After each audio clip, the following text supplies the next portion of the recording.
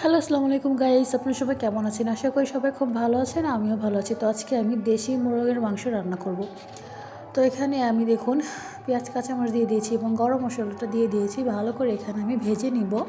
তো দেখুন আমার কিন্তু খুব সুন্দর পেঁয়াজটা ভাজা হয়ে গেছে। তো এখানে আমি পরিমাণ মতো পানি এবং লবণ, আদা রসুন বাটা, মরিচের গুঁড়া এবং হলুদের গুঁড়া এখানে আমি দিয়ে দিলাম। ভালো করে এখন আমি মশলাটা খুব সুন্দর করে কষিয়ে নিব।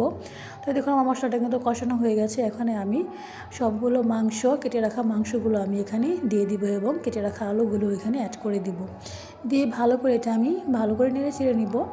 তো দেখুন এখানে আমি ঢাকনা দিয়ে কিন্তু ঢেকে দিব। তো কিছুক্ষণ অপেক্ষা করার পরে আমি ঢাকনাটা উঠিয়ে নিব। তো আমি মাংসটা কিন্তু খুব সুন্দর দেখুন কষিয়ে নিচ্ছি। তো যত কষানো হবে তত বেশি মজা লাগবে মাংসটা। তো এখানে আমি পরিমাণ মতো পানি দিয়ে দিব। তো দেখুন এখানে কিন্তু খুব সুন্দর বলক এসে গেছে। আলহামদুলিল্লাহ আমার কিন্তু দেশি মুরগির মাংসটা রান্না করা হয়ে গেছে। তো আজকে আমার ভিডিওটা কেমন লাগছে এটা আমাকে অবশ্যই কমেন্টে জানাবেন। সবাই ভালো থাকবেন। আল্লাহ হাফেজ।